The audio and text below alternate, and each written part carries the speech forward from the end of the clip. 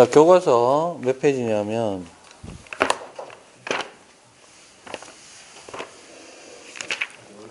284쪽. 네, 284쪽 보시면 되겠습니다.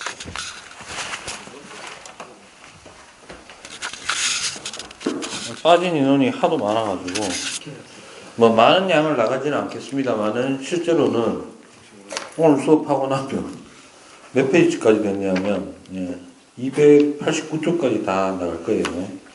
알겠죠?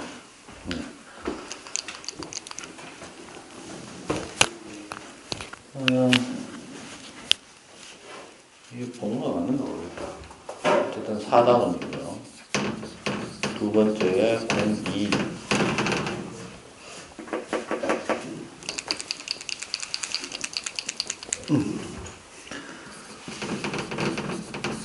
아유, 씨, 왜 이렇게 하노, 이거? 전기, 어이구, 이건 안 되겠다.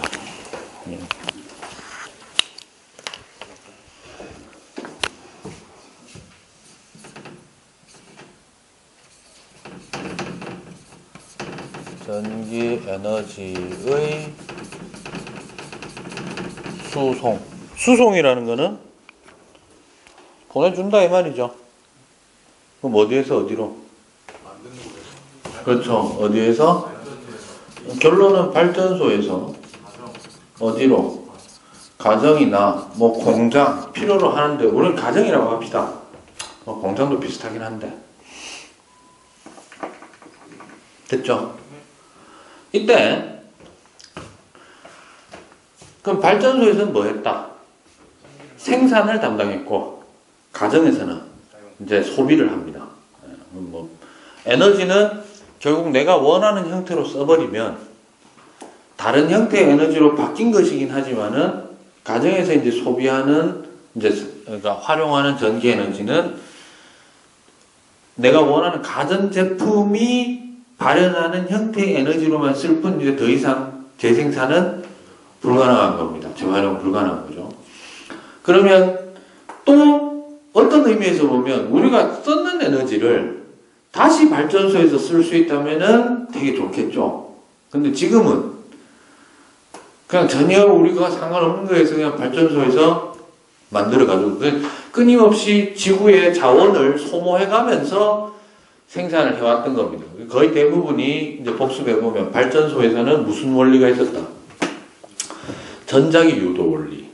예, 그게 핵심인 거예요. 됐어요. 전자기 유도 원리로 이제 다른 형태의 에너지를 운동 에너지로 바꿔줘가지고 그걸로 전자기 유도 원리에 의해서 전기 에너지로 바꿔주는 방식으로 했다면 이제 우리가 여기서 얘기할 거는 뭐냐면 이 내용은 이거야. 쉽게 얘기하면 발전소에서 전기를 만들었는데 그거를 100을 만들었다고 합시다. 100만큼. 그러면 가정에서 얼마를 써주면 제일 좋아? 100을 써주면 좋은데 이게 50도 못 쓰는 거예요. 네, 왜? 그렇죠. 이게 전부 발전소 옆에 모여가 살 수도 없는 노릇이고 또 발전소에 붙어있다 하더라도 어느 정도의 손실은 있을 수밖에 없는 거예요. 대부분 열에너지입니다. 됐어요? 왜냐하면 우리가 수송할 때 뭐 할 때? 수송할 때 무엇에 의해서 수송이 됩니까? 결국에는 간단히 얘기하자면 전선이잖아요. 도선이죠. 맞죠? 근데 도선뿐만 아니라 지구상에 존재하는 물질은 전부 저항이 있어요. 뭐가 있다고? 즉 결국 우리가 여기서 이제 얘기하고자 하는 가장 큰 핵심은 이거예요. 전기를 수송 중에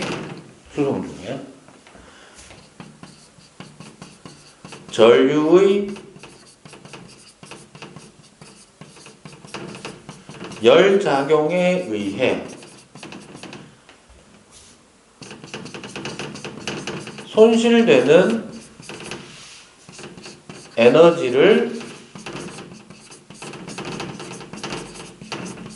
최소화하는 어떤 방안에 대해서.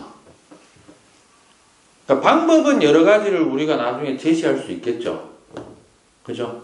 그러니까 지금까지 나온 방법이 있을 거고 여러분들이 또 나중에 대학 가고 이쪽 분야로 뭐 예를 들어서 연구하는 사람이 있다면 또 새로운 방식이 또 다 나올 수도 있는데 결국 그 근본적인 최소화할 수 있는 어떤 원리에 대해서 얘기하고자 하는 겁니다. 이거 얘기하다 보면 결국 막판에 가면 또 무슨 얘기 나오느냐. 이처럼 수송하는 동안에 열 손실이 많아지고 전력 손실이 많아지는 거는 어쩔 수 없이 생기는 거예요. 그러니까 가급적이면 어떻게 아껴서 써라 씨발 이래 되는 거야. 됐어? 그러니까 통합과학에 있는 전체적인 내용은 우리가 솔직히 막 되게 근본적인 내용까지 안 잡았다 하더라도 1학기 초부터 우리가 쭉 생각해 보면 지구라는 환경은 대단히 복잡하고 섬세하고 그죠? 상호작용이 있고 근데 모든 어떤 이거에 있어서는 뭐 어떤 순환에 있어서는 반드시 누가 필요하다.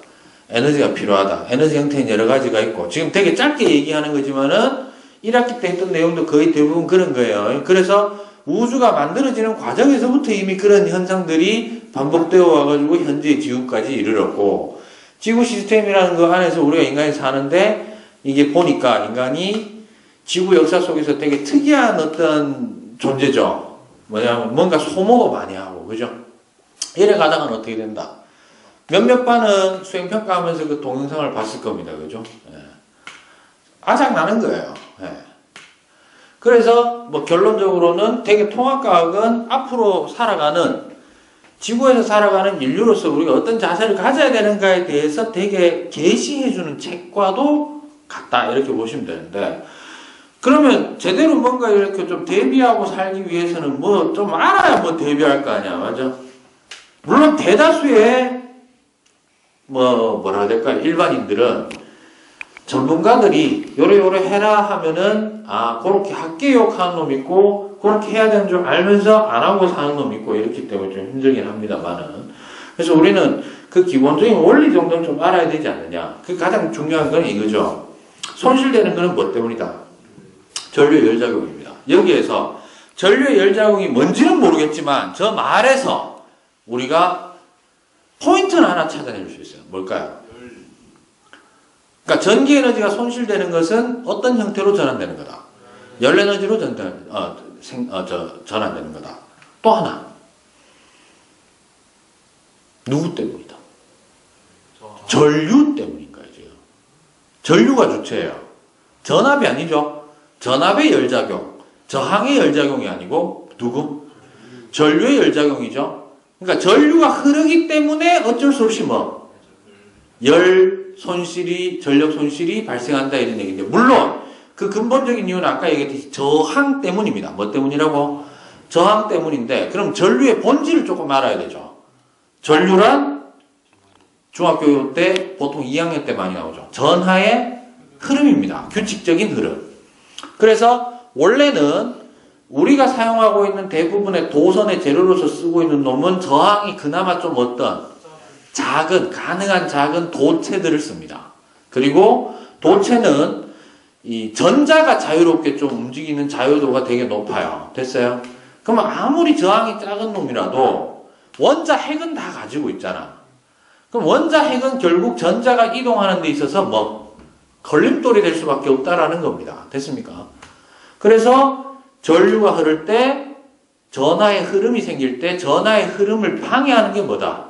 저항인데 그 저항은 대부분 원자나 원자 핵이 자유전자하고 갖다 꼬라박는 거예요. 그러면 물질과 물질이 꼬라박았어. 입자가 꼬라박으면 가지고 있던 운동하고 있던 놈의 운동 에너지는 떨어지고 그 에너지만큼이 뭐로? 세게 박으면 세게 박을수록 열로서 분산이 되어버린다 이런 얘기입니다. 됐나요? 그럼 결국 전기를 수송 중에 전류 열작용. 그럼 여기서 하나 또 포인트 있어요. 발전소하고 공급해야 되는 가정 간의 거리가 멀면 멀수록 뭐가 길어지노? 도선의 길이가 길어지죠. 맞아요. 그러면 전자가 쭉 온다고 생각합시다. 그게 전기 에너지가 수송되는 거거든. 전류가 흐르는 게. 그럼 오는 길이 멀면 멀수록 어떻게 된다? 그렇죠. 계속 두드려 맞는 횟수가 더 많아지니까. 그래서 그거를 최소화할 수 있는 방법이 뭐겠느냐 이거예요. 됐어요? 그래서 중간에 이제 조금 좀 아셔야 되는 게 그것 때문에 좀 최소화하기 위해서 인간들이 뭐를 설치하느냐 하면 중간에 뭐 여러 가지 있는데 한 개만 당겨져 있습니다. 발전소와 가정 사이에 누구를 놓느냐? 변전소를 놓습니다. 혹은 변압기. 됐어요? 그러니까 변압기 규모가 크면 클수록 건물이 필요하기 때문에 변전소라는 놈이 필요합니다. 변전소는 쉽게 얘기하면 변압기를 가지고 있는 어떤 그냥 뭐라고 해야 될까? 시설이다. 이렇게 보시면 되겠습니다. 그럼 변압기는 뭐 하는 건데? 전류의 크기를 전압입니다. 네, 변압. 됐죠? 그럼 변압기는 전압을 어떻게 하기도 하고, 키우기도 하고, 줄여주기도 하고. 그러면 송전하는 과정 중에서는 어떻게 해야 될까? 변전소가 최소 2가지 필요합니다. 몇 가지? 첫 번째, 발전소에서 출발하자마자 1차 변전소를 들어갑니다. 출발 지역에 있는 변전소는 일단 엄청나게 높여주는 겁니다. 생산된 전력의 전압을 그대로 엄청나게 높여줍니다. 한 몇백만 볼트로 올려줄 거야. 됐어요? 그 다음에 두 번째 변전소는 가정에 들어오기 직전에 있는 변전소는 우리가 쓰는 형태의, 사용하는 형태의 전압으로 낮춰주는 역할을 하는 겁니다. 됐어요? 그러면 변압기의 원리는 이제 좀 이따가 좀 얘기를 하면 되고, 그러면 왜 올려주고 왜 떨어주느냐 이렇게 되잖아. 맞아? 애초에 제일 좋은 거는 여기서 쓰는 게 220V면 발전소에서 뭐로 보내주면 돼? 220V로 해가지고 보내주면 중간에 거치는 것도 없고, 또 에너지 전환 원리로 생각해 봤을 때 중간에 거치는 게 좀 적으면 적을수록 에너지 손실이 어떻다? 줄어들 수도 있잖아요. 그런데 이런 거예요. 결론은 이거야. 졸라 간단하다. 책에 보시면 변전소까지 보내는 걸 송전, 변전소에서 다시 각 가정으로 필요한 곳으로 보내는 거를 배전이라고 합니다. 뭐라고 한다고? 그런 용어는 그냥 간단하게 교과서에 있는 거 그냥 그대로 익히시면 돼요. 됐니? 배전이라는 거는 분배한다 이런 뜻입니다. 알겠습니까? 그러니까 이거죠. 거의 변전소까지는, 발전소에서 변전소까지는 경로가 하나밖에 없어요. 근데 변전소 도달하고 나면은 각 가정으로 가는 거야. 방사상으로 쫙 퍼져나가야 되겠죠. 그 지역에. 그래서 배전이란 말을 쓴다, 이런 거고. 요즘은 이 동네에는 전신주가 몇 개 있죠. 다른 동네는 요즘 전신주 잘 없죠. 땅바닥 밑으로 들어가서 그런데, 전신주 위에 보면 쓰레기통 같은 거 하나 달려있죠. 동그란 거. 그것도 변압기입니다. 네, 일종의 변압기입니다. 그래서 전신주까지 왔는 거는 대략 한 1000V 이상 되는 건데, 그걸 다시 어떻게? 한 220V 형태로 이제 바꿔주는 거다. 이렇게 보시면 되겠어요. 됐나? 오케이. 그럼 원리는 이제 요거 하나만 좀 생각하시면 되겠습니다. 결론은 이거예요. 요것만 기억하시면 계산 문제가 엄청나게 쉬워집니다. 뭐는? 생산된 전력은 결국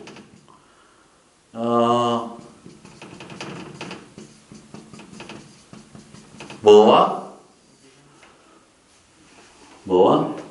소비된 총 전력과 같거나 혹은 얘가 크겠지. 사실은 무조건 크지. 생산된 전력이. 그러니까 내가 얘기하고 싶은 건 이거예요. 절대로 이 경우는 있다 없다. 발전소에서 100을 생산했는데 각 가정에서 전부 다 썼는 거 다 합쳐보니까 110이 되었대. 그건 안 된다는 거야. 됐나요? 그리고 누가 보존되는 거다? 누가 보존되는 거다? 전압이야, 전류야, 저항이야? 거기 속으면 안 되지. 전압이야, 전류야, 저항이야. 누가 보존돼? 에너지가 보존되는 거예요. 알겠어요? 오케이? 네. 나머지는 변화시켜도 돼. 에너지 총량, 지금 얘기한 건 에너지 총량이에요. 그러면, 지난번에 우리가 제가 하는 반에서는 얘기를 했었는데, 전력이 뭐죠? 전기 에너지의 일률이기도 하죠. 일률이란 뭐라고 했지? P는 T분의 1인데 2를 바꾸면은 에너지죠. 말로 표현해봐. 일률이란 사용한 시간당 에너지량이죠. 그러면 이게 전력으로도 쓰인다며. 전력은 시간당 전기에너지죠. 왜냐면 시간은 계속 흐르고 있고 계속 만들어내니까. 그래서 전기에너지를 몇 줄 만들었습니다라고 하는 건 별 의미 없죠. 발전소를 계속 돌려야 되니까. 그러면 A 발전소하고 B 발전소 중에 A 발전소가 좀 더 많은 에너지를 생산한다는 얘기는 1초 동안 얘는 100줄씩 만드는 발전소고요. B는 1초 동안 50줄을 만들어내는 발전소입니다. 이렇게 돼야 될 거 아니야. 그래서 그거를 바꿔 얘기하면 A는 얼마짜리? 100W짜리. 그러니까 우리 이것도 오래 쓰면 오래 쓸수록 얘가 소모한 에너지는 어때? 많을 거 아니에요. 나중에 형광등이나 여러분들 집에 있는 전기 제품 보면은 전부 다 걔 규격을 뭐로 정해놨다. 그죠? 32W, 뭐, EXD, 뭐, 형광등 이래놓고 이래놨어요. 중요한 건 와트야, 와트. 와트는 얘는 뭐, 예를 들어 60W다. 무슨 들이고. 1초에 60줄의 전기 에너지를 무슨 에너지로? 빛 에너지로 바꿔주고 있다. 이 말이에요. 됐어요? 이해됐습니까? 그러면 결국 우리는 전력이라는 말을 보면 뭐를 보면 전력이라는 말 자체가 무슨 말이다? 결국 시간당 해당하는 뭐다? 전기 에너지다 이런 뜻이에요. 됐어요? 이때 이게 전력이면 뭐면? 전력이면 P는 전기 용어들로 써보면은 이게 V 곱하기 I예요. 뭐 곱하기 뭐? 전압 곱하기 전류가 됩니다. 됐습니까? 식을 옴의 법칙을 좀 연결을 해주면 VI는 I 제곱 R로도 쓸 수 있고 R분의 V 제곱으로도 쓸 수 있습니다. 됐나? 왜 이걸 하느냐? 이 식을 쓸 때는 VI를 쓴다라는 거는요. 둘 중에 뭔가 하나가 일정해야 돼. 됐어? 그러면 이 얘기가 잘 들어. 송전되는 동안 VIR 중에 이번에는 다른 거 아니다. 전압, 전류, 저항 중에 송전되는 동안 변하지 않는 값은